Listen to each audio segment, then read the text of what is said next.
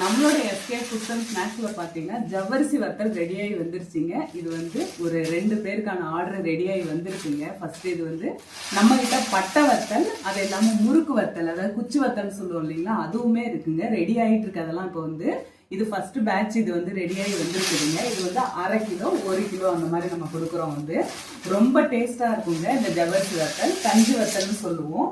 இதை வருத்தம்னால தண்ணி மாதிரி கரையுங்க. நம்மளுடைய வத்தல் பாத்தீங்கன்னா நல்லா தண்ணி மாதிரி கரையும். அவ்வளவு டேஸ்டாவும் சூப்பராகவும் இருக்குங்க. வத்தல் வந்து நல்லா காய வச்சு கொடுக்குறோம். 2 வருஷம் ஆனாலும் வத்தல் வண்டு பிடிக்காது. ரொம்ப டேஸ்ட். அடுத்து பாத்தீங்கன்னா நம்ம வந்து வடகம் ரெடி பண்ணி கொடுத்துருக்கோம். ஆல்ரெடி நம்ம எஸ்கே ஃபுட்ஸ் அண்ட் ஸ்நாக்ஸ்ல வடகம் கிடைக்குதுங்க. இது ரொம்ப ட்ரெடிஷ்னல் மெத்தட்ல நம்ம செஞ்சு கொடுக்குறோம்.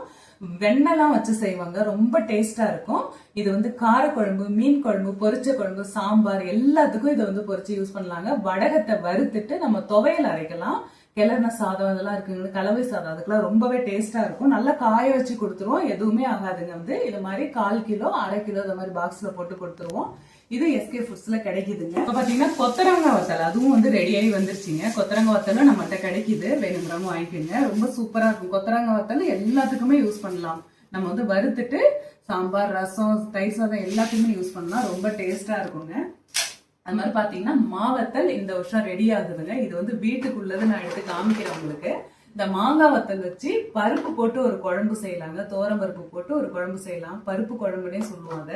அது இல்லாம கார குழம்பு அதுவும் செய்யலாங்க. ரொம்ப டேஸ்டா இருக்கும். மாவத்தல் செய்யறது வந்து வருஷத்துக்கு வாங்கி வச்சுக்கலாங்க. ரொம்ப டேஸ்டா இருக்கும் மாவத்தல் குழம்பு.